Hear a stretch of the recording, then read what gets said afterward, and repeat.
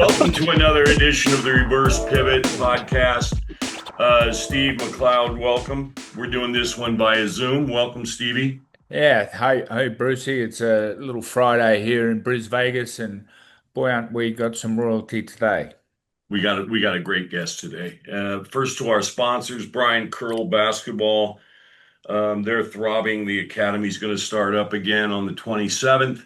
To Chris Weir at FIT Education. Chris, you're a champion. We'll be hitting you up about sponsorship shortly. And Ryan Stahlberg at Big Dog Sports. Yeah, It's throbbing. And now we got Nigel Bergen's going to be jumping on board at Hooper's Heaven. yeah. But You now, did, yeah. You just had Allen Iverson there. yeah, the AI. Hey, we've got Phil Smyth as our guest. And Phil, I really appreciate you making the time to join us here on the Reverse Pivot. We're going to go through Phil's, first off, welcome, Phil. Bruce, thank you. Steve, thank you. Yeah, You probably know that I'm not a journalist. But you that's do one of an the awful reasons I'm lot of talking to you. radio, do you not?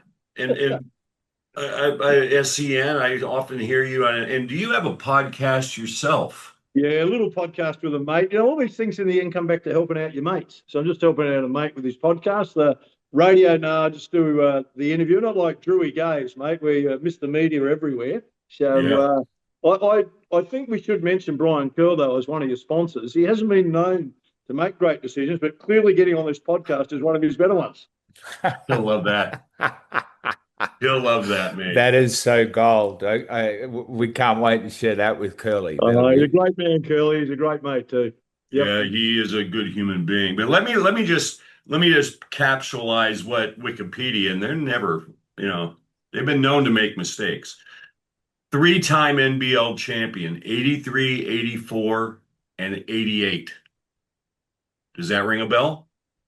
I've let one of them that I nearly could have had in 85 go, and I hope we touch on that because I liked you a lot right up until that moment. Yep, that's a bell. Absolutely. Good. NBL Grand Final MVP in 88.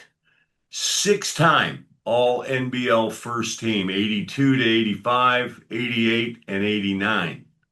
Four-time NBL Defensive Player of the Year.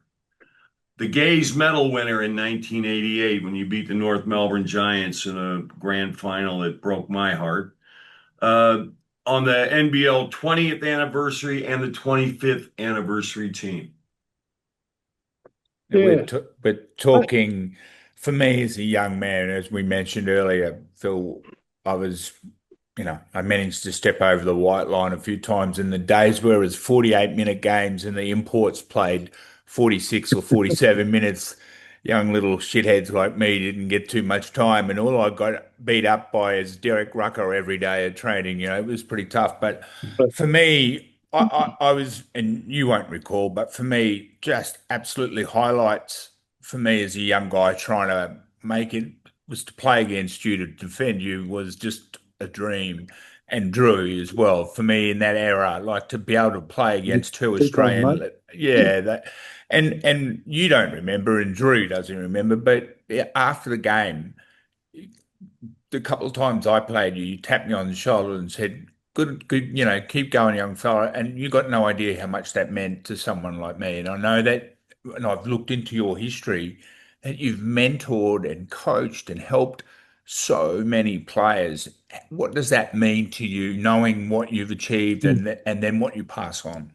Yeah, thanks, Bruce, for the kind words too, Stephen. Your kind words they're humbling, and you want to remain that way. The one that resonates the most is what you just said then. The championships were great, and they're a massive part of life for me, playing with your teammates, all that stuff. But the one that pulls on the heartstrings, makes you get that little tingly, half a tear in the eye, is that you helped other people. That's the part personally that I've enjoyed the most. Well, it's amazing. Like it's hard to explain to listeners if haven't had the opportunity to play against someone like you. It's just life changing for young people. It is because it puts things in perspective. You know how hard you're trying to be even there to play someone like you, but then to go through your history, the Olympic Games you've been at, and you know can you go back to your playing career? Um, what are some of the highlights for you? Like, I mean, obviously the championships, but you had a couple of, you played Canberra as well, Yep. as well as Adelaide. Explain the difference between the two places and why, how they influence your career.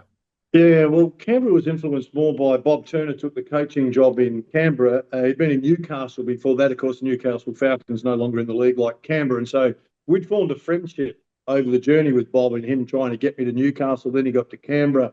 Then the Institute of Sport got set up and Adrian Hurley gave me a call and said, look, we wouldn't mind you transitioning part-time into coaching here and then into full-time. I then wife at the time, Jenny Cheeseman, was already an assistant coach or going to be with the women's team. So it was that transition into Canberra. And of course, within a year, maybe within a year, the Cannons became, along with the Canberra Raiders, the biggest item in town. And when you talk about big items in the basketball world, and we're starting to see it now, the popularity is back to where it was in the 80s, but Canberra was a small city consumed by basketball. So the games were sold out 2 years in advance, not the start of the season. They were years out, and you became, I don't know, Michael Jordan-like. If you're trying to compare it to that, you couldn't go shopping. Mum and Dad had come over. We couldn't go to the shops, couldn't go to the bank, couldn't. Not because Really? people weren't nice, but everyone wanted to talk. We didn't have the mobile phones. It wasn't the selfies. It was, can we have the autographs? Can we talk about the game? Can we talk about what's coming up? People loved the game, and the city, the heart of the city, beat on that. So from a playing perspective, it was a great place to play. It had an unbelievable atmosphere. It had an advantage because it was probably the best stadium at the time with the higher roof and space. So teams coming in, took a while to adjust to that. So we were able to take advantage of that.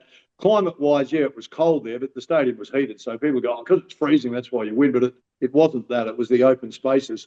So that was a great part in my life. And being at the Institute, working under Adrian Hurley, who was a terrific coach and best coaches from all around the world coming in. Part of my role was to look after Alex Gomelski, who was the Soviet Union coach at the time, or Paul Westhead, who just won a championship with the LA Lakers. I lived with those guys for 2 weeks. So it was an unbelievable learning curve in basketball for me. So I was this massive sponge getting all this information. And at the time, trying to put it into coaching at the same time, putting into playing. So that was great. It was a great atmosphere. Coming back to Adelaide, Adelaide was home for me. Mum and Dad still lived here, brothers and sisters here. So it was always going to happen, or I hoped at some stage. I wanted to be the one team, one player, but circumstances change in the game. We know basketball, people move around. So came to Adelaide and Don Monson was the coach, and I really enjoyed my time playing with Don, and the crowd were fantastic. They was like, the homegrown son returned, so got lots of, great reception when I arrived, and the team was well. We had a really good team.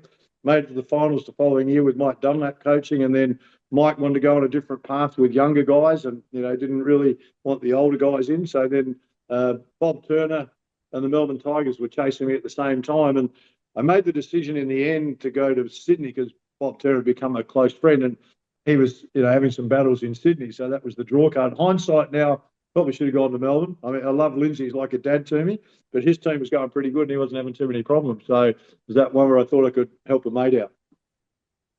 Some Hey, amazing players. let's talk a little bit about your national duties here. You're four-time Olympian and five-time attended the World Championships. Out of those, and I keep harking back, and Steve and I were talking about this before you came online. You and Andy Blickovs remain as a backcourt, the best defensive backcourt I've seen. Wow. Now with Giddy and Daniels, Delly's a great defender. We'll see if he gets back in, but still to this day, I mean, and Andrew and Heel were really good offensively, but defensively, the two of you guys, I just thought were Yeah. remarkable. Yeah, appreciate you saying that, mate. Yeah, Blix was, we didn't see the best of him, unfortunately. We started to get teased by him, of course, then he got struck down by that tragic knee injury. Still one of my favourite players to play with. Unbelievable athlete, could score that just beautiful jump shot. I'm sure you remember that. Most people wouldn't, but defensively, he was tough. He got after people. And I think the thing I admire most about Blix was that he could have been an Eddie Palabinskas. He could have led the team in scoring had he just focused on that. But he was prepared to give that up to make the team better. So I've always admired him for that. We had this great repertoire in the games going, shall we go up and pick them up full court? Let's do this. Let's change things around. So we're both pretty much in sync on how that would work. So he was a really easy guy to play with, and clearly one of the best. Wayne Carroll was different, Yeah. but in that mold of where Wayne had it as the next backcourt partner, if we talk about that. And you coach Wayne, so you know, super smart, but at 6'5", he could take the bigger off guards, Yeah. and physically he could handle them, and it didn't wear him down. Whereas that was a tough assignment for Blix at 6'4" to physically go with them and then be relied on to be our leading scorer at the same time. It was a golden era that I guess, and I'm waiting, but I don't know if I'll ever see another defensive backcourt Too for the kind, Boomers. too kind, mate. Yeah, Appreciate well, saying that. I've been known to, praise when praise is due. Well, we talked before, Bruce. Like Phil, Bruce and I are massive researchers, mate, to get all the information. But really, when you go back into your career, you've really had a defensive mentality and accountability, and the teams that you coached were always very good defensively. Bruce and I were saying before that defense is not sexy, and everyone, like today's world, everyone just talks about there's a name for every single dribble, that people do now. Like I grew up with a crossover and between your legs and behind your back and an inside out dribble, and that was it, but now there's all these different things. But tell me your attitude to defense, because as Bruce said, you guys were an amazing backcourt. Tell Probably me started defense, how you made it happen. Yeah. Yeah, it started at a really early age for me in my junior basketball, because each team obviously has the best player. So, and if they were in the backcourt, I always used to say to the coach, I'll take him. I want to Right. take the best player. I want to challenge myself to defend this guy. So maybe we're talking like 14 years of age. Yeah. That was kind of maybe it was just something for me. The second component is that defensively, can I take you out of the game? If you're the impact player, if you're talking about the European basketballs, if you're a Marshalinas or a Petrovic, Yes. the Olympic Games, they're not guys that you're going to stop, by the way. They're not guys where you go, I'm going to keep these guys scoreless, because they're that good. But the mindset on them was, after the Olympics is over, I want people to say those two guys, particularly if they had the opportunity, or statistically, they had their lowest impact scoring and assists in the game against Australia. So, because that Right. obviously, A, it was a pride thing for me, but B, the bigger picture was, if you could stifle those guys, then it gives you a better chance of winning. So, and then It's you how set they the get their example. points, isn't it? Yeah, Rather yeah, than that. I mean, yep, I've watched a bit of footage, I'm even that big a research, and you pestered them, like you yep, were up and in, and they had to work to get their shots. They had to yeah. really work hard. And like you said, a tap on the shoulder at the end of the game going, hey, Steve, hang in there, young fella, you're doing really well. When both of those guys seek you out somewhere in the village to go, you're the toughest guy I play against at the Olympic Games. Wow. That's kind of just the personal moment that you share. And they could be just being kind, you don't know. But, I know Marshalinas, I had formed a friendship with him over the journey. So Drazen a little bit, but then unfortunately, tragically, he died. But then you go the other way, and I remember Lindsay Gaze had organised some games in the Summer Pro League, which back then for the Australian team to play against in the Summer Pro League against some teams was a big deal. We played against a guy, I think, Bruce, you'll remember this better than me. You're better with the NBA names. It was Lloyd Free. B Free was his nickname he'd given Yeah, we'll himself. be free. World Yeah. Be Free. That's him. That's the man. So I go out to guard this guy, and he's got legs like tree stumps and a phenomenal athlete. Phenomenal and strong and very talented. And I can remember trying to defend him. He came down the floor the first time, and I got a hand to it and stripped it. He said, that'll be the last time you do. He came down the floor next time and dunked on me. And then he just went to work on me. Physically impossible, impossible to defend. So there's times that no matter how good a defend you are, the offense always has that advantage, but it's a personal thing. Take it personally. Yeah, but we talk about, like everything's about how many points, I guess, and Yeah. I guess in your coaching journey, but Bruce and I both work in basketball still today, and Yep. just trying to get people to understand that 50% of the game is defense, but all we ever talk about, I listen to coaches and it's actions and this dribble and that dribble and this motion and whatever. But at the end of the day, if you get the most loose balls, you get the most deflections, you make people, that wins you the game. Yeah, you touched on before. It's not a sexy part of the game. If that's how majority of people perceive that. So if you look at the kids today, and I will come back to it, I'm sure, but way too much dribbling, way too Yeah. much individual play. The young kids today got some fabulous skills, but they watch the highlight tapes. They don't watch. We use Steph Curry as an example.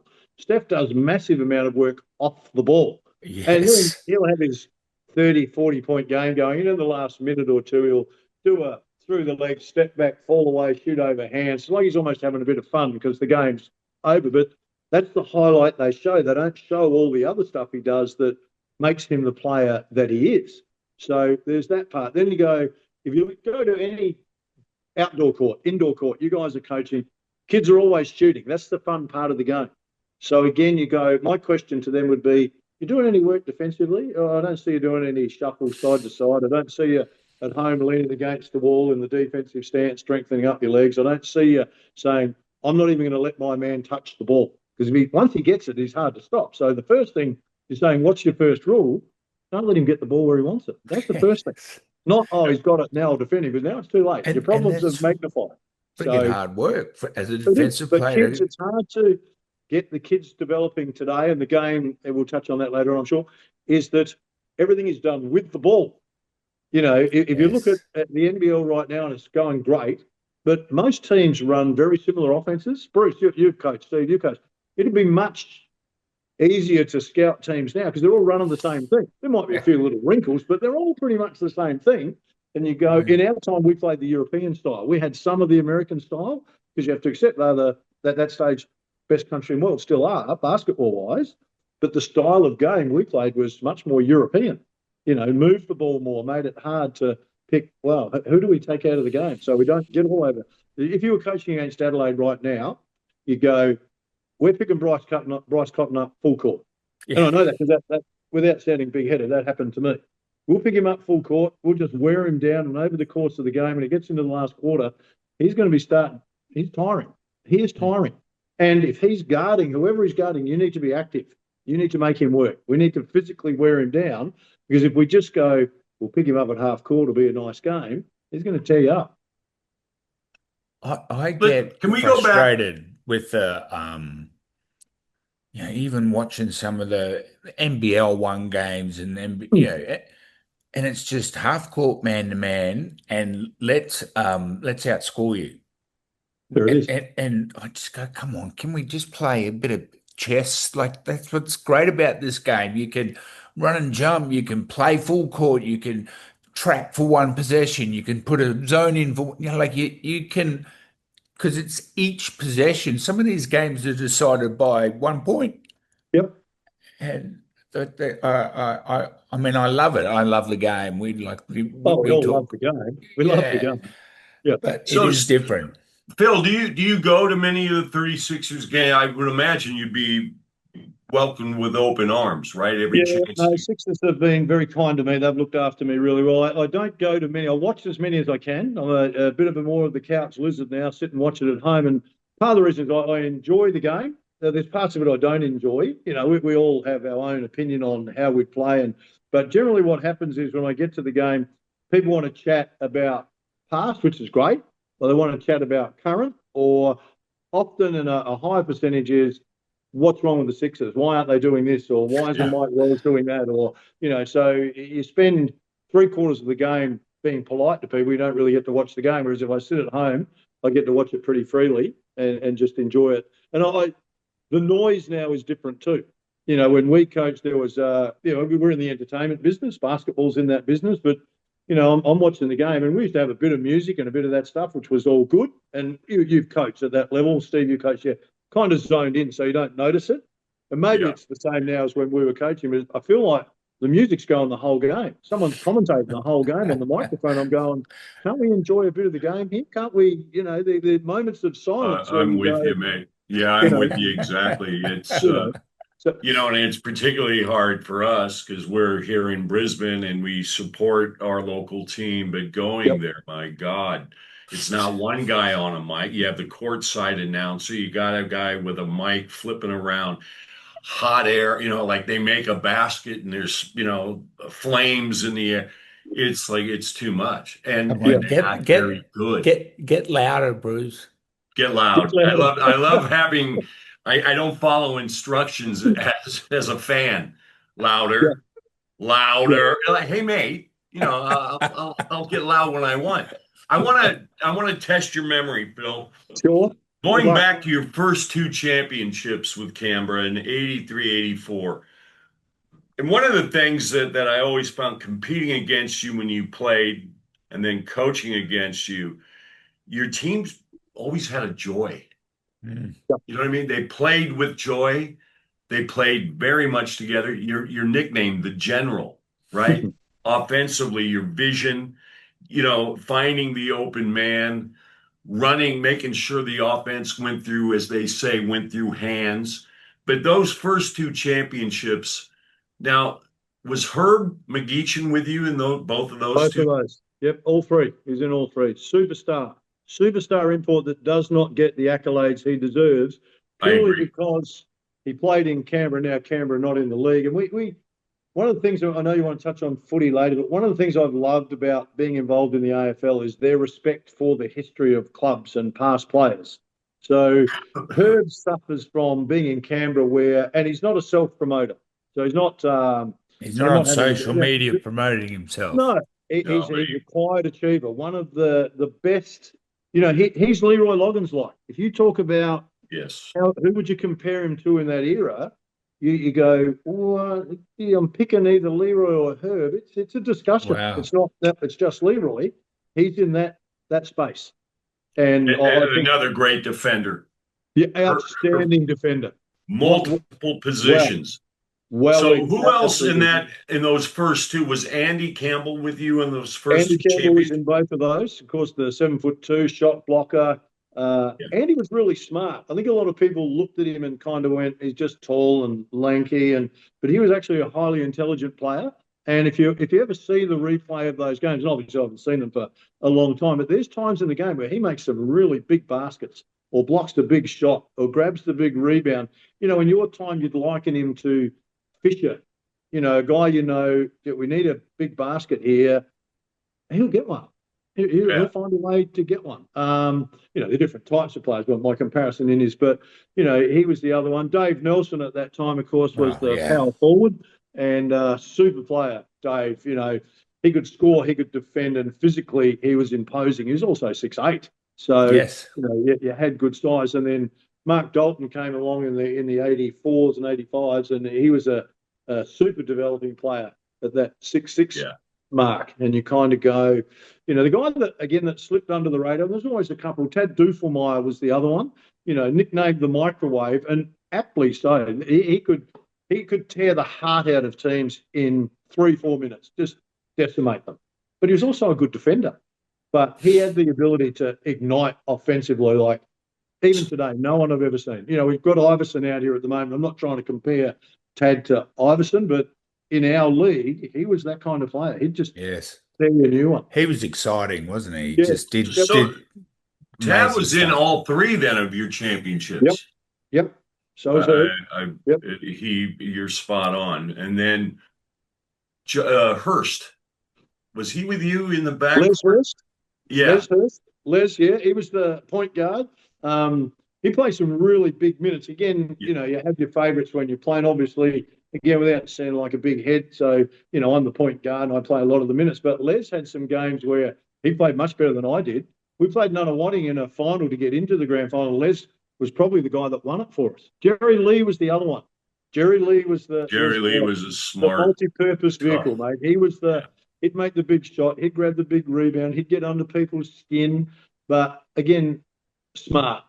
So if you look at it and you go, what was the key ingredients? Everyone in the team was happy to play their role and make other players better. No one wanted to be the superstar. and everybody respected. Jamie Kennedy was there. Everyone respected Jamie. Young kid He was came in tough, there, mate. as a Jamie scorer. Kennedy was like, oh my goodness, he beat the shit He out of was a me. Melbourne Tiger Junior. Yep, Melbourne Tiger Really? Junior went to the Institute, so he was in Canberra, then came over to play with the Cannons, and he had some games where he Big. came off the bench and you went, well, you go, Dalglish came in '88, and he was a massive pickup for us, Yeah. So they were all guys that were all team orientated, not interested in, I need to get 40 every game. We didn't have any of those.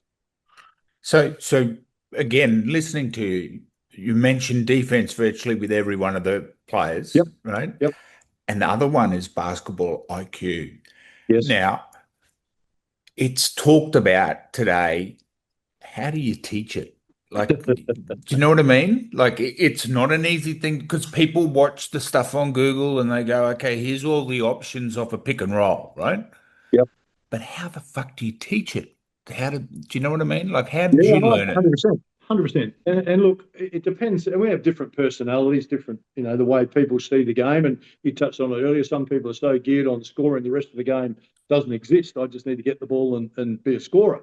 You go, I can only talk about from my experience with players I've worked with and coaching, is too much information for some players is too much. So hypothetically, Steve, you might go, I could get 10 pages on how to defend Phil Smyth, and I'll read Yes. every line. Now I give that over to Johnny, and Johnny, he reads that and he's overloaded. He can take two or three things. So I think part Great of it point.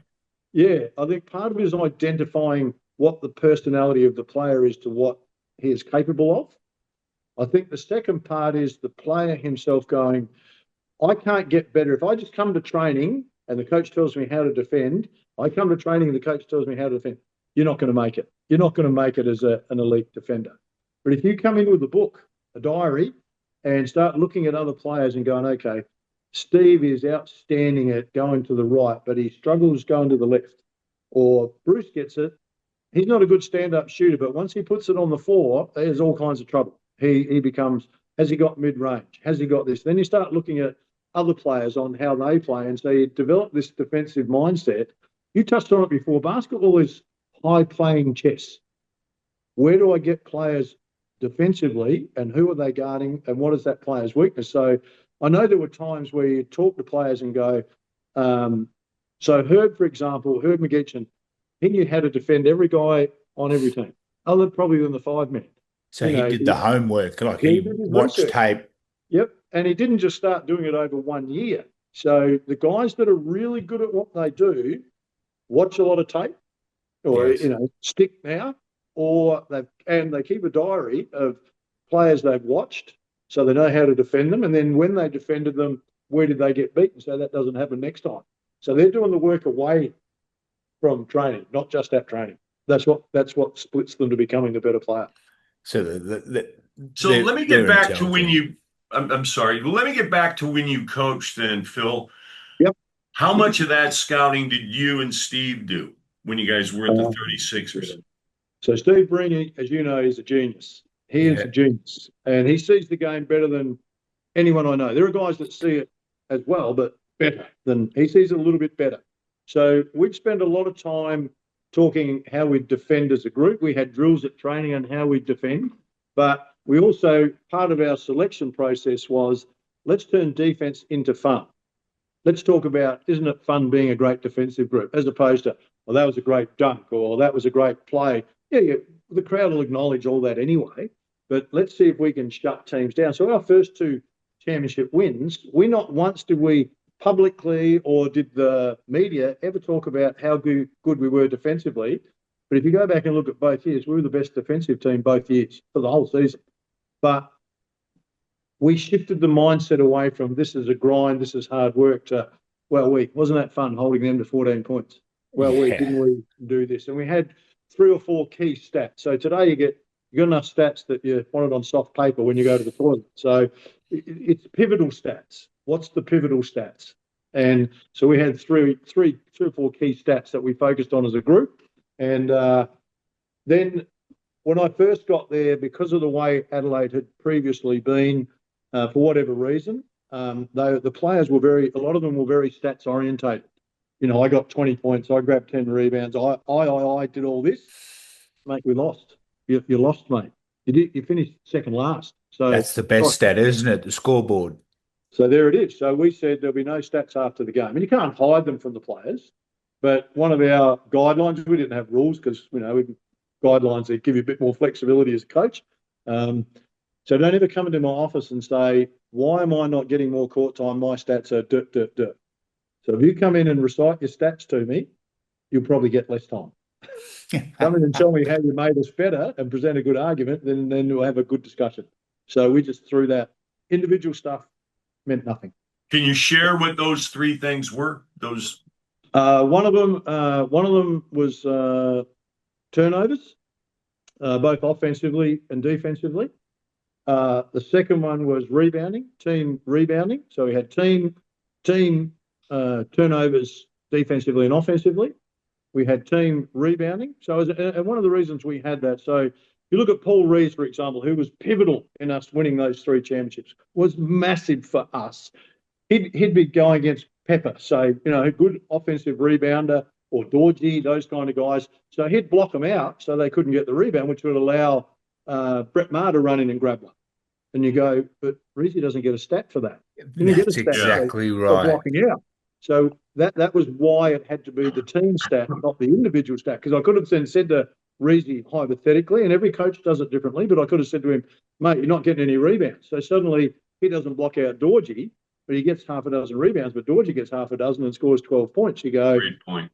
So we need to acknowledge what other players are doing that allow us to get those stats. Reezy had set some screens for Marzi where he'd come off and be wide open and shoot it. He doesn't get that too often unless Reezy sets that screen. So Reezy goes, well, I've got to get more rebounds. I haven't got time to screen. I've got to get in offensive position to grab a rebound.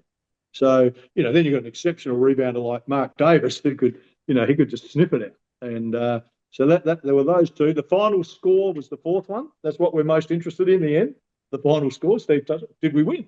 That's that one. And the third one was a bit harder to gauge as a stat. It was more about what did you do in the game that made us better? Not what made you better, that made us better.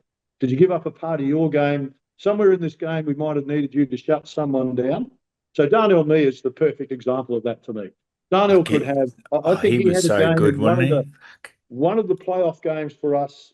I think it was against the Magic. He had a 2-point game, but he had and again, I can't remember the stats, but there would have been 10 or 12 blocks. He had 14 rebounds. He took Mike Kelly out of the game. Would have had a dozen assists. He was our best player by that much. It wasn't funny. Yet after not the game, on the scoreboard. Gee, Darnell, and we won. Now, gee, Darnell didn't, but he set the example for the whole group. Kevin Brooks came out, and KV had played in the NBA. He was highly credentialed when he arrived, and he understood the value of stats because their managers talked to them the whole time about get the stat, because that's how I promote you. So it took him a little bit to adjust, and then he became the ultimate team player. I still think today he is probably the best import to come out here and play. He could play everywhere. He could play 1 through to 5. Is he still in Adelaide? Dominant in that spot. Yeah, he's still in Adelaide. He married Melissa here. He's got a couple of kids. He runs this is the interesting part that people didn't know about KV. He runs a basketball program for kids that get left behind. They're not at they're not playing in Division 1 under 14. They're in Division 3. So he's catering. He'll take the other kids, but he's also got the kids that just want to learn to play basketball. Not a lot of guys do that. So he's a special human being, KV. You got them all to play in a way, like I said, with joy, but Catalini, Martin Catalini, what an athlete. Yeah. Was David Stiff with you on those championships? Yep. Stiffy wasn't in the first one. He was in the next 2. Again, so we took Catalini first. So when I arrived to take over, Cat was getting ready to quit and play football. He thought he'd had enough. The coaches didn't play him properly. He was just in that phase where part of it was his fault and part other people, but he just felt like his game wasn't developing. I said, look, I think we've got this role for you in our team. And there's no, we're talking first individual meeting with him. I believe you can do this, and I believe you can get here. And I think with the system we're going to run, it's going to suit you perfectly. I said, so give us a chance. And he just exploded. He got his you know, he was one of those guys I think that needs a little bit of confidence. But the guys around him recognised his strengths, and you're right, he was a phenomenal athlete. I Mm. still can see a vision in my head when you mention him in a playoff game, coming over the top of Sam McKinnon and taking the ball out of Sam's hands on a rebound, which is a hell of a feat because Sam's an unbelievable athlete as well. Yeah. Sam And, is you know, strong as hell. absolutely. So you've got to be an athlete to do that. But there were times where he would get the ball and he'd have three guys on him and he'd just go over the top of them. He'd just go through them, around them. He was super quick, unbelievable outside shooter, could get to the basket really well. He was great. Stiffy was unorthodox. He played differently. But again, what people didn't see or didn't understand with him was he was a great thinker of the game. He actually saw the game really well. Yes. He could think his way out of things. And so he'd do things that were different but unbelievably effective. But if you're a coach that went, oh no, he has to do it this way, I'll coach him to do this. You know, you're talking about your show, the reverse pivot. I don't know anyone that had more pivots in their game than Stiffy. And you go, well, but he was a great team guy too. You know, hence he's got 6 championships. Wherever he went, he got a championship. Everywhere he went, he won a championship, and that gets often, you know. And then when we talk the history of the NBL, you forget David Stiff, I think, has got the most. He or C.J. Bruton, and obviously Larry Senstock. It's called the Larry Senstock Medal, but maybe it should be the David Stiff. When you talk about guys that don't get the accolades they deserve, he's one. Larry Senstock, absolute superstar in his early days with the Australian team and with the Bullets, and then later on with the Gold Coast. But Larry's 6'6", you know, and so on the world stage, he's competing against 7-footers, 6'10", big, and he would hold his own and made us better for it. You know, then Longley comes along and that changes everything, and he's probably the best player we've ever had. But Larry doesn't get the recognition for the championships he won with Brisbane, for the things he did with North Melbourne, the things he did with Australia. And he gets mentioned by the people that know basketball, but he was an out-and-out superstar in every team he played on, without doubt. Absolutely. Good human as well, you know. Great guy, big-time administrator. And it's rightfully that award is in his name. Yep. But there's other role players that I think you and Steve got the most out. Steve Breeny, who, when you said I played against Steve. Rupert Sapwell, Mark Nash. Yep, Nashy, big Nashy. Paul Rees. So both of those, and there were some other guys. Jason Williams, who most people wouldn't know, was a guy that, you know, he was at 6'5". He was our backup point guard to Darnell.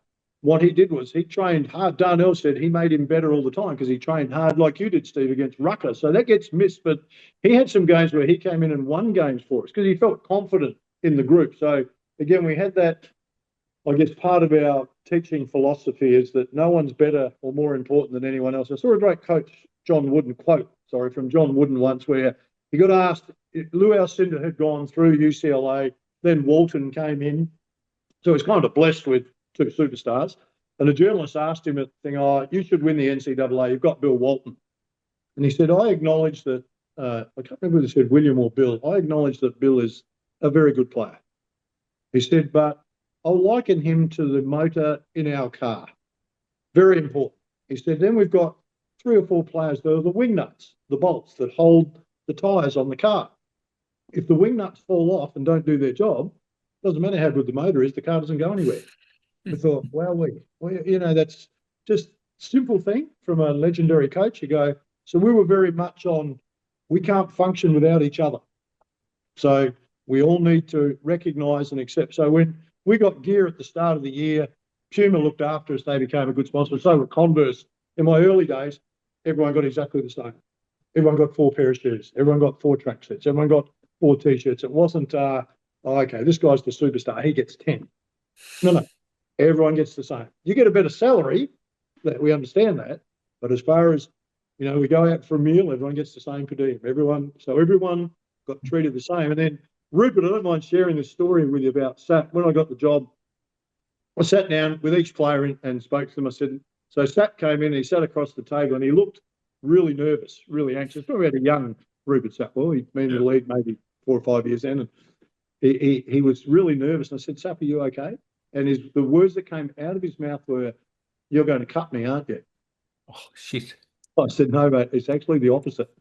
I actually believe, and so does Steve, we believe that you can be a better player than you've been, but we're going to play you a little bit differently.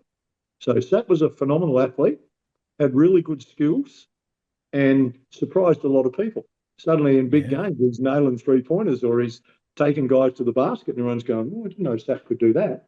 He could do it. He just didn't ever have the confidence in himself. So a lot of it was confidence building and then finding bits in the puzzle where they fitted in that suited their game to make them feel comfortable in there. And you had Ninnis and Mar too, didn't you? Yeah, yeah, Marzi's special. He's uh, I don't think he got at different times acknowledged for being the player he was, as good as he was, because he was the quiet achiever. You know, he wasn't a self-promoter. He didn't get out and tell people how good he was. He talked about us and we, which was part of our philosophy. And then through his whole career, he played that way. And, you know, if you look at There's his still record to across this the day, journey, like you see. I mean, I've known Scotty quite Scotty, well, yep, great guy, but I don't know Brett as well. But I follow them, what they're doing, and the Marnus eh, camps, yep, yeah, but Brett just seems to be so humble in everything all of that he that. does. All of that. He's really humble. Scotty was a super athlete. Yeah, Again, we crazy. gave him some freedom and said, mate, we want you to use your athleticism. We want you to do this. But again, Scotty was a good defender. He'd been from the Brian Gorge and Magic school of, tough, Yeah. hard defender. Yes. So it wasn't too hard to convince him to, he had to modify how we were doing it a little bit, but he was all about it. And he's an unbelievable team orientated guy. You know, you saw that when he finished playing in his coaching and the kind of guy he is. We took him on when he finished playing, created an assistant coach's role for him, which we thought was pivotal to have that connection between the playing group and the coaches. And he also brought other stuff as a coach, but that was a really key part in us continuing to succeed. So he was a big part of that. I Just don't want to be kicking boots in, but can I get your opinion on Scotty was announced as the head coach, Yep. and then before the season started, he was ditched. Yep. Now, from an outsider looking in, and I went through a process of interviewing with for the 36ers before I chose Brisbane because I thought, my God, you guys, Hmm. we Shippy, Don Shipway, the great shippers, let's talk to this association. They had their opinions. Let's go over here. They had their opinions. You got to have these players in your, okay, let's go over here. They had their, I thought, my God, Hmm. I mean, it's impossible to please all these people, Yep. right? And I'd rather not, I'm not from Adelaide. That Yep. was another big thing. There was a little bit of parochialism. But I thought, they go to Scott. Then they brought in the guy and he's obviously done a great job. All right, Wells, that they're in first place, are they not? I think they're on Yep. top of the Yeah, ladder they're on right top of the now. ladder at the moment. Yep. But and he def was the assistant. His name escapes me. Good guy. He was Gordy McLeod's assistant at Weston. Matt Weston. Matt Weston. Matt Weston was brought in as the GM. basketball operations GM and made that decision that we're not going to go with you. What's your opinion on that? So I'm a bit like you. Obviously, I spoke to Scotty after it happened, and there's a lot of conflict and stuff. So the first part is, I think hindsight. We have hindsight, which they didn't have now. It wasn't handled well. It didn't get handled very well. So that was the first part. And again, you touched on it. There's a parochial part about Adelaide. And if you look back, be it the Adelaide Crows in the AFL, the Thunderbirds in the netball, the Sixers, for whatever reason, when they've been coached by Adelaide people, they've had success. I can't tell you what the reasoning is for that, whether it's because you're from Adelaide, you're a bit more biased, or you work, or you're more accepted by the Adelaide people, there's less pushback. So by you, good decision to read that because it's parochial. And you go, okay, so we've now got rid of a guy who's been a legend of the 36ers Correct. premiership, and he stepped in to take over mid-season when they were struggling and had done a pretty reasonable job. Yeah. So it wasn't like, well, they finished last. And I have a theory about that. I'm happy to talk about later about all teams. And DMAC is one we should talk about now with Brisbane. But you go, So he hasn't done anything wrong. So is he the guy to take us to a championship? Clearly, the people above him thought not. Now, that being the case, the question would be asked, why did you appoint him in the first place to continue on a two-year contract? But we made a mistake. We all make. In life, we make some mistakes. I think it's the one where you go, okay, Scotty, no matter how you deliver that to a coach, you're not going to be happy about it. And Scotty, he's a we've made a great mistake. bloke. Fuck, he's a good guy. We've made a mistake. We're sorry. However, we said we'll give you a 2-year contract. We'll pay you out and we'll say all the right things here, that we just wanted to go in a different direction with the group we're bringing in, didn't suit your style of coaching. And it can be it's still not going to be, but it'll be an amicable separation. Instead of that, there seemed to be a lot of underhanded stuff going around it, which did a bit of damage. Right now, they're sitting on top of the ladder. But you go, and Mike's doing a good job of it. I'm taking nothing away from Mike Wells, but they're probably $1.5 million more than any other team in the league in their salary right now. That gives you a hell of a head start. Mate, they're a great squad. It's a great team. And like all things, we wait and see. We wait and see what happens. I just don't think it was handled well. I think it was handled in an immature way, and people that were making decisions were making knee-jerk reactions and then trying to save face for themselves when you can't save face in this situation. This is not a save face. It's, okay, we see separation happening in the world. We didn't get on well. We just want to go in a different direction. That's okay. It's okay to want to go in a different direction. It's how you handle it going into that direction. Is Scotty back involved with the club, or is it? No, not yet.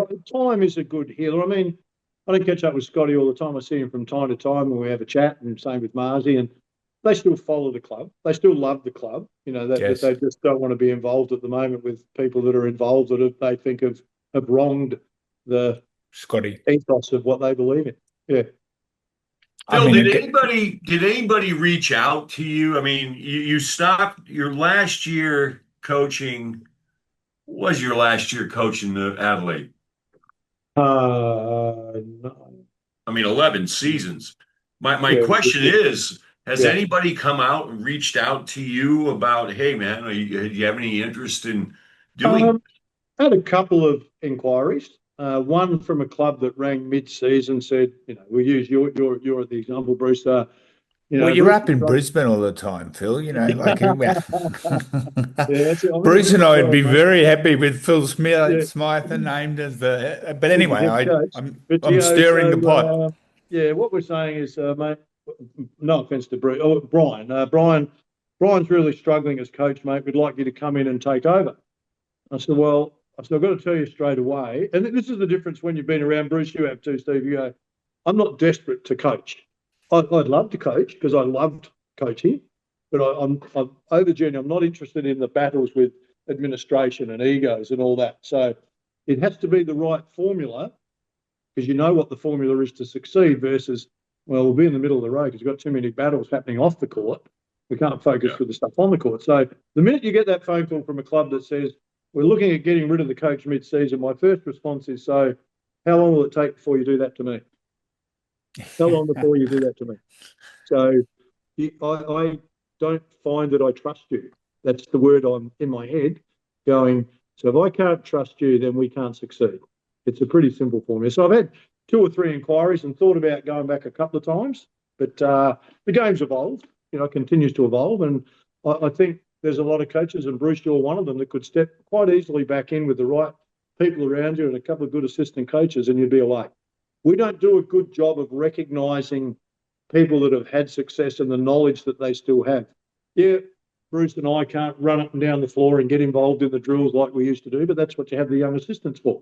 So it's your mind that I'd be interested in, not physically what you can do. I want to know where you are mentally, whether you're the right guy. And it's not a coincidence that you've had success. That wasn't luck. So if you look at San Antonio, I'll use them as the people would recognise Popovich's name. So they could have got rid of Pop many times, because for a younger player or a younger coach or a different coach, not only did Pop finish the journey, but now he's at the club, working in a capacity to keep the club strong. Jerry Sloan, if you look at Sloan at Utah, he didn't win a championship, but you talk to people about him and they all go, he's a great coach. He's a great coach. So how does he last as long as he did through his journey without winning a championship? So it can't always be based also on, I know I'm making this a long-winded answer, sorry, Bruce and Steve, but It's all good. I think there's a simplicity about any sport, be it basketball, be it football, be it soccer, be it whatever, team sport. If you remove all the smoke and mirrors, get away from all of that. So if we talk about Brisbane right now and DMAC, so DMAC's come in mid-year, which is a difficult assignment for anyone. That's right. To go, okay. So my question would be at the end of the season, are we considering DMAC for the role? Well, if the answer is no, then why'd you give him a chance in the first place? So it's a caretaker role. So unless you and Bruce, you and Matt came to some agreement, but then we go, okay, so let's recognise the difficulty of what Mac's come into. Now my question would be at the end of the year, I'm not talking about wins and losses, don't care. I want to know if the group he had and the players he had were playing as well as they could. Now, if they were playing as well as they could, but they just didn't have the talent to beat other teams, then you go, he's coached them damn well. He couldn't do any more than that. They are playing as well as they can. They're just undermanned. And you go, I think he's the right guy. But if you're going to base it on, we had a 20-point loss to the Adelaide 36ers, it's a disaster, you go, well, can we have a look at talent v talent? Oh. So I would say to the people making the decision, I'm not involved in it, and I've done this with a couple of other committees at different times. Here's the Brisbane Bullets team. Here is the Adelaide 36ers team, who are currently top of the ladder. So we're just using them as the two examples. I say to you, Steve, and to you, Bruce, I'm going to give you a piece of paper. I want you to tell me how many players you could take out of the Adelaide 36ers side right now and put into the Brisbane Bullets side, moving those players out. Okay, we'll do that. So you give it to me, then I'll go, okay. Now I'm giving you the other way. How many players can you take from the Brisbane Bullets team to replace the current players in the Adelaide 36ers team? And suddenly you have a look at it and you go, and no disrespect to the Bullets right now, and I haven't sat and done it, so I'm just making up a number. You go, well, we have a look at that. We'd take 7 players out of the Adelaide 36ers to put into the Brisbane Bullets, and we'd take 1, maybe 2 out of Brisbane. So you're expecting that to defeat. That's a great way of thinking about it. My goodness. I want to know when you and Steve, and again, I have nothing but respect for Steve Breeny, because he made things, he didn't complicate it. He made it simple and he made it fun. You two guys. Yep. But did you guys both have complete say over the players? Or Absolutely. So most people didn't know. So a bit of history about Steve and myself. Obviously, we played together on the Australian team. Early days on the Australian team, before we got to stay in the nice hotels and travel business class, you got billeted out. So one of the guys in Melbourne would take an interstate player and he'd stay at his place for the weekend for the Easter camp. So wow. Initially, I didn't know that. Yeah. So initially I stayed, my very first couple of years, I stayed with a fellow called Steve Gray, who was a ripping guy, and he looked after me really well early days in the Australian team. So his nickname was Body. So there are a couple of guys that, obviously, everyone's fighting for a place, but would do a couple of things at training that were not quite the right thing to do. And, I'm 16, 17, 18 years old trying to just find my feet. And I'd come home from training and have these scratch marks all over me. And Steve would go, what have you got there, mate? I said, this is the way that, Ken's grabbing me and holding me. He goes, next time, just bring him round off that double screen and I'll sort it out for you. So I'd take him round, he'd just belt him and say, mate, leave the young kid alone or I'll have you. So he was the minder, early days for me. Then Steve Breeny, I stayed at Steve's place. So we formed this really good friendship. And he's my best friend, without doubt. And so we formed this friendship. So over the journey, we talked about coaching, because we'd sit down and talk about, I like the way this team plays and I like the way that team plays. And at the Olympics, I like that. So it was kind of like two guys, nothing, sitting in a corner talking about Xbox games. We're talking about basketball and stuff. So then we had, we were sitting in the dining hall. I reckon it was in, I want to say it was at the World Champs. I reckon we were in Colombia, and we said, so we made this pact that when we'd both finished playing, if either one of us had become the head coach, the other one had to move and become his assistant coach. Wow. Steve then came to Canberra and coached me while I was playing with the Cannons. We made it into the grand final and a bit of controversy around that one. But so we've been friends for a very long time. Then I got appointed the job in Adelaide. So I rang Steve and said, well, here we go, mate. I've got the job. You're coming in. And there's a little bit of people that were, like Bruce mentioned before, there were some people that were unsure about Steve because they didn't know him. So it was a bit of a push. In the end, it was, well, mate, if he's not coming in, I'm not taking the job. Kind of get to that with a couple of board people. But in the end, everyone agreed. And so Steve came in. So I said, okay, now the arrangement is this, mate. I coached the first year. Your title is assistant coach, but we are both co-coaches.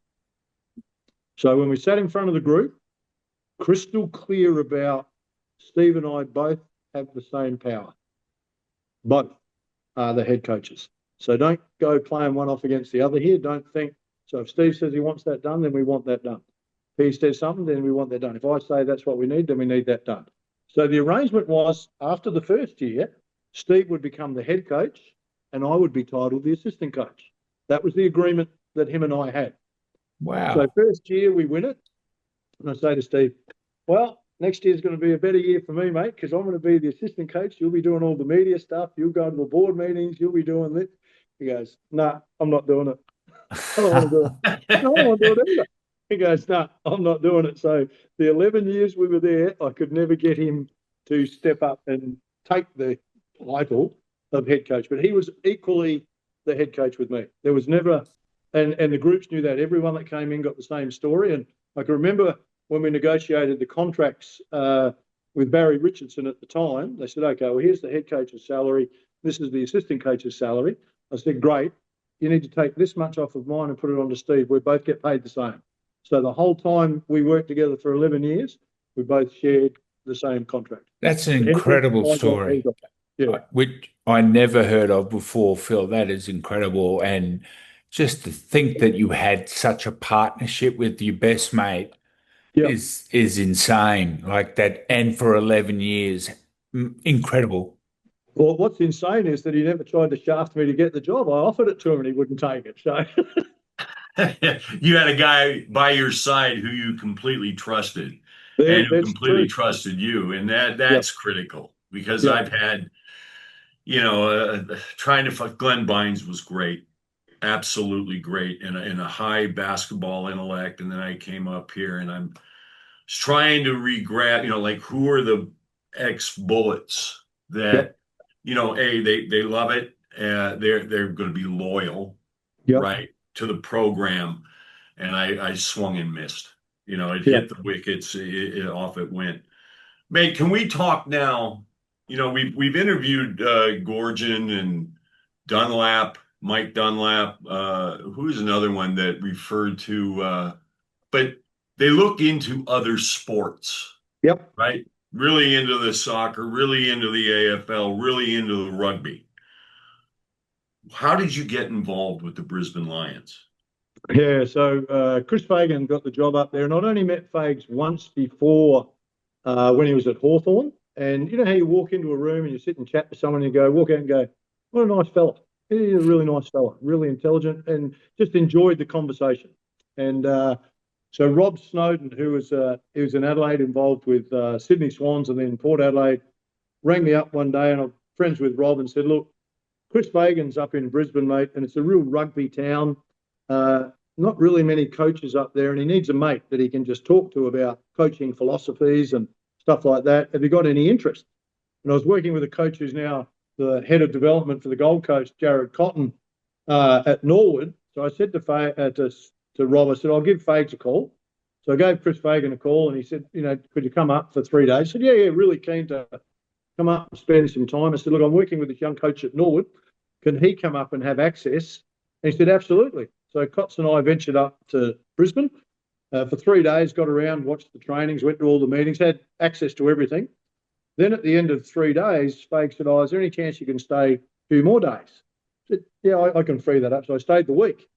Then at the end of the week, David Noble, who was then head of footy, came and said, mate, we'd like you to stay on in a consulting role, working with the coaches. And I said, yeah, no, I'm keen to do that. Really like Fags. And so it grew out of that to something that was once, 2 or 3 days every 3 weeks to 4 days, 2 weeks to week on, week off to can you get up here as much as you can, and evolved into not just working with the coaches, but then the players. And most of the players that weren't even born when I retired.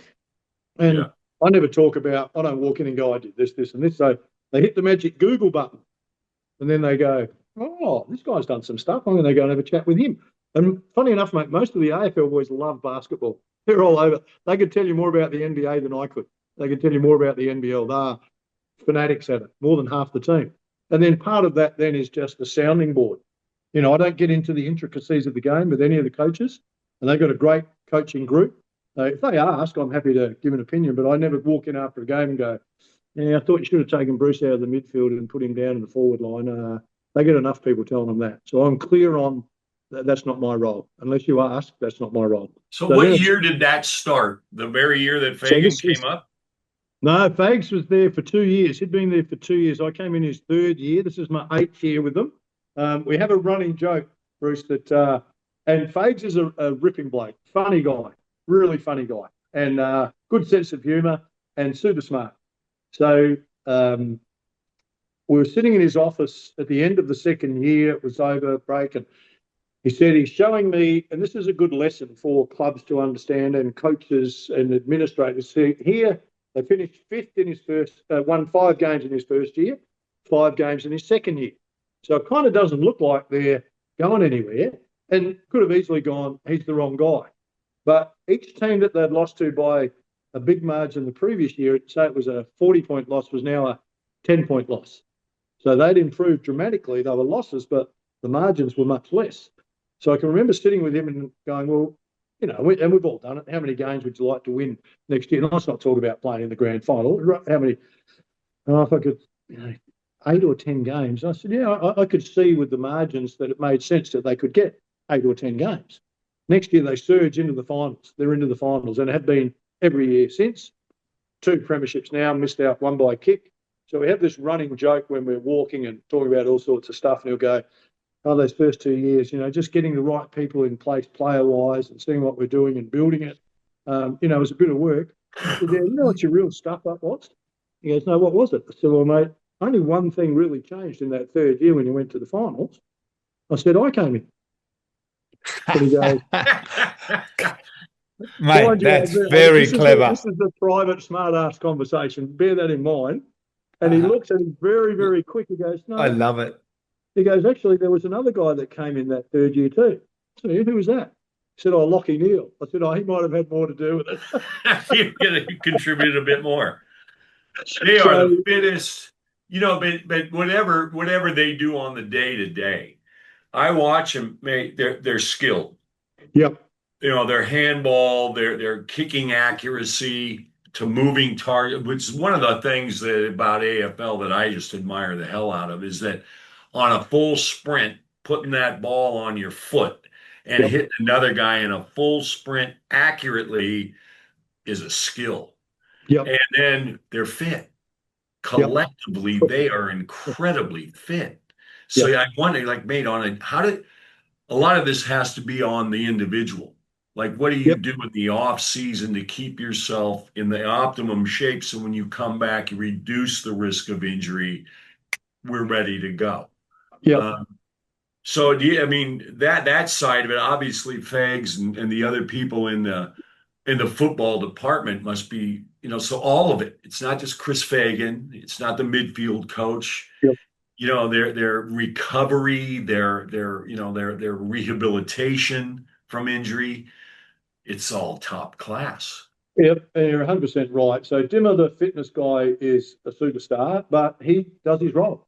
So he goes about his fitness stuff, and he turns up Monday at training or Tuesday, Wednesday, Thursday team meetings, and he'll talk about where players are at, what the fitness level's like, what's their injuries, what's going on, and he's got it like this. It's like clockwork, and he works hard. He works long hours and puts a lot of research into that, and works with the recovery team, the physios and the docs. Okay, so that they're a really good unit. Just if you just separated them for a moment, the way they work together, great teamwork, no egos in the room. They're all trying to get to the best of the player. It's a common theme, isn't it? For listening to you talk, Phil, it's a common theme about the unit, not the Yep, I, it's the we. 100%.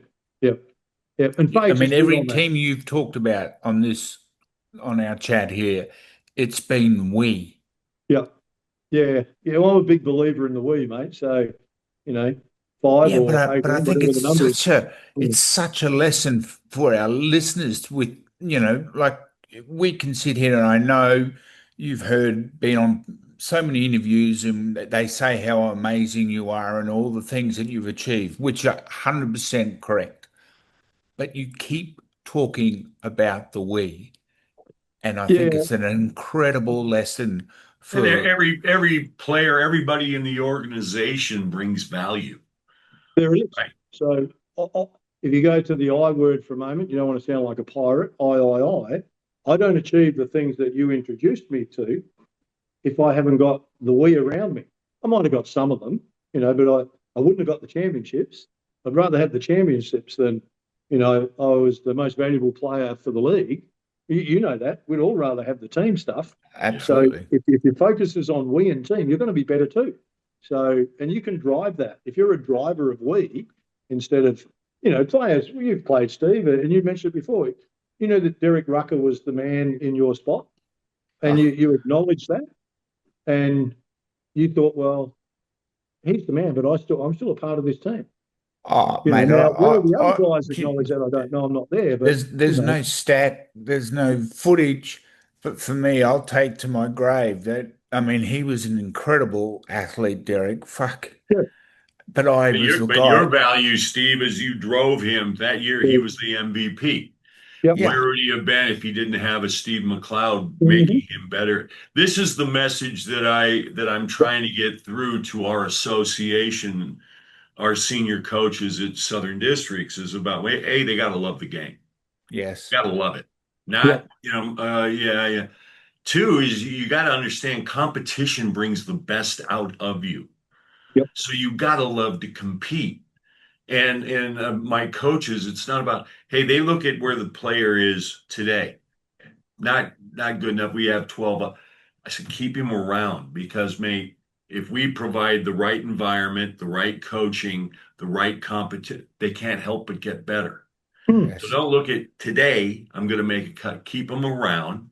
Watch and see if they have those value. Do they love the game? Do they love to compete? So we got younger kids that could be playing in youth league up here, which is anything under 21, right? They don't want to play in youth league. They want to play in the QSL. I played youth league last year. I need to make the move up. Well, mate, earn it. You yeah, know, get here. We'll make you better. But you got it. You can't. Remember, Steve, we had a kid that we said, mate, you're going to have to love to compete. You're going to earn your spot. And he got up after the meeting and said, I don't want to have to compete for a spot. First year playing senior basketball, I want to go where I don't have to work hard. And yep, Steve said, I can't wait to play it. yep. You know, Well, you said it, the right thing. So, in the end, and I say this to those players and the people that, players, we'll talk about the players when that conversation comes up. So your comment is right, mate. We're going to enjoy playing against you because you're not going to be very good because you don't do the work. Is I'm sitting in the coach's seat right now and I'm talking to a player, and he's saying exactly what you said, Bruce. I don't want to have to play in this league. I want to go straight into the next league. Go, okay. I'm going to reverse this on you. You're now the coach, and I'm now you. So I want you to tell me what you think now, but you have to be honest. And I know if you're BSing, but I want you to be honest. So I'm going to tell you what I've done over my career, and you're now going to tell me whether you think I'm worthy of playing NBL one, under 21s, or NBL or NBA. Oh, yeah, I came off the bench under 16s. I trained hard and I was still coming off the bench and under 18s, but I reckon I'm ready to play in the NBA right now. Okay. What would you do? You're now coaching me. What advice have you got for me? And they know the answer. Players know the answer when they come in. You get the odd one that's got his perspective completely wrong, but when they're now confronted with the information to make the decision, it's amazing how they go, oh, yeah, I never thought about it like that. Well, there it is. I've got 10 other kids, mate, that are training a half an hour before you. They're there a half an hour after. They're in the weight room before you, and they're getting better than you because they're doing the work. You may have that hidden word of talent, but there's talented derelicts in the world, mate. Talent's not just the one ingredient. I can't make a cake with one ingredient.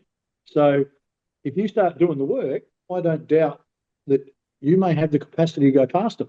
But if you don't do the work, you're not getting there. There is no shortcut in being successful in sport. Yeah, No, that is so true. No shortcut. no. And I mean, yes, some people are blessed with athleticism, but don't Bruce says this to me all the time. Don't mistake athleticism over someone who's a wee better, like you might have someone who scores 30 a game, but they can't stop anyone and they turn the ball over. Well, they're a liability to you. Yeah. So I think in the end, and I've said this to lots of kids along the journey, the institute and kids that I've worked with is, can you look in the mirror and get an honest answer back that you're giving your best effort? Now, that may not make you could give your best effort every day and you're not getting to the NBA, mate. It's just not going to happen. But you don't say that, but you know that, and I know that there's not enough there to get you to the NBA. However, at the end of the journey, you will always be able to say to yourself, I gave it my best shot. I did Yeah. everything I could. I got the best out of myself. And you know what? I'm really proud that I got as far as I did by doing that, as opposed to, oh, I didn't get a chance. I didn't do this. Because at some stage in your life, you look in the mirror and go, I shouldn't have done those things. I could have been so much better. So give yourself a shot, do everything you can to be the best you can be. And if you can only get that far, that's a great accomplishment. Again, it's not, I didn't get to the NBA or I didn't get, no, no, no. I got further than I thought I could get by working hard. People will admire you for that as opposed to, mate, you're a wasted talent. You're a I, wasted, I, lazy talent. You know what I see a little bit, not probably a little bit, a lot. Like Bruce and I are involved in association sort of level and NBL one, right? The parents telling these kids and I mean, I've got to say under 10 girls, right? I don't have enough in our associations. We sort of got them together and we're trying to have fun to get these girls to play, right? I've had some parents come up and go, we signed up for a competition. And I go, your daughter's having so much fun out on the floor. We're doing fun drills with them. They're playing small-sided games. They're laughing, but the parents wanted it to be, oh, we want the score captain. And I'm like, they're under 10. Like, does it matter? Like, does it really matter at under 18? Like, I see, we just watched the state champs up here, under 18, and how many teams played zone the whole fucking game. Drove me nuts. Like, why? So if you look, a glaring example of that, because I hear it all the time too, Steve, is look at Yelena Dokic's story. Get her book and read that. If you're a parent that is so bent on that, you may not be as bad as her dad, but you're heading in that direction. So you're actually going to force the kid at some stage to hate the game that you are trying to make them fall in love with. So girls and guys get to that age at around 15, 16, 17, where they're trying to decide, I like going out with my boyfriend, I like going out with my girlfriend. It's no fun going to training anymore, so they drift away. As opposed to I'm 10, 11 years old, and I love going to training, love being with my teammates, love having fun. I can still go and do all those other things, but I want to hang around here and I love this. And they stick for a long time. Then when they finish, this is the other part of, they may not go on to play in the NBL or the WNBL or whatever it is, but then they tend to go and play socially with all their friends after. So it's what their life transition to after. So as a parent, So if you're true. pushing your kid, there's every chance that you might fluke one. We hear one every now and then that the parent did that. The parents gravitate to that story, but it's dysfunctional. It's dysfunctional in the family and it's dysfunctional in their life. So you're not These teaching parents them are the wrong just, thing. that some of them are delusional. It Oh, they're just, obsessed. They're oh, obsessed. It's the money tree, incredible. it's the ego. So in the end, am I doing the best thing for the kid or am I doing what I think's best for me? It's a simple question. And if the answer is so, what you said is right. Life should be enjoyed. We should love what we're doing. Why would you take the love away? Let them have some fun. There's too Eh, much in our world now. We're hearing about mental health and depression and all this stuff. Let's find something that creates an environment where they can have some fun. Well, we keep talking about the love of this game, Oh, and you two, when you look at achievements, you're like, fuck, you guys smashed me. But this game has given. I went to high school in the US out of Bundaberg in Yep. 1985. Like Yep. insane. I've traveled the world. I've been all over Australia. I'm doing a podcast talking to Phil Smyth. The game employs me now. Like, Yep. and I'm not Derek Rucker. I'm not. But my point is, the opportunities to go to college, the opportunities to set yourself like network, and you might be an executive in a busy company, but basketball was the catalyst. Well, one of the great things about being around and being part of a team is that you learn to work with people. It actually teaches you how to do that. Somewhere in your life, most people go into an environment where they have to work with other people. So I've already developed that skill. So if I Yes. don't have that skill, I find it difficult to go, I don't know how to show these people I care. One of the things in sport that we learn to do is care for our teammates, care for Absolutely. our coaches, care for people. So that's the number one thing in being successful. Do I care? So I now finished my basketball career. I'm now working, or I've started working and playing, but I fit into this environment really easy. I know how to interact with people. Not, Yes. oh, well, it's all about me, because those people get jettisoned. At the end of the day, they get found out. And instead of being able to be high achievers in other fields, they tend to just stay at a low level because they can't push through that anymore. That, mate, you're just worried about yourself. You're not worried about us as a company. You're not worried about us. It's all about you. Well, that's great. Go and work somewhere else. So you get bounced around. Great point. Yeah. Great. Incredible. Hey, I think we got to tie a bow into this. But Happy you know, to. I before I do, I didn't. You're a member of the Order of Australia. Yep. My apologies. And of Don't, course, Sports matter. Australia Hall of Fame, the 2000 Australian sports medalist, Phil, you're an absolute champion. And I really appreciate you taking the time to help us with this podcast because we only do this to help promote Yep. ourselves. No, to help promote the Phil Smyths of the world. And boy, your story is a great one, mate. You're too kind, I, but I like I, that bit. I've I I've like the bit, just mate. I like the bit, mate. So this is how it goes for me, and I'm not I've shied away from the media. Had my time in it, so I like in the shadows. That's what I like. But when a mate rings up, Bruce, basketball guy like yourself, rings up and said, "Hey, mate, can we get you?" It's not a thought.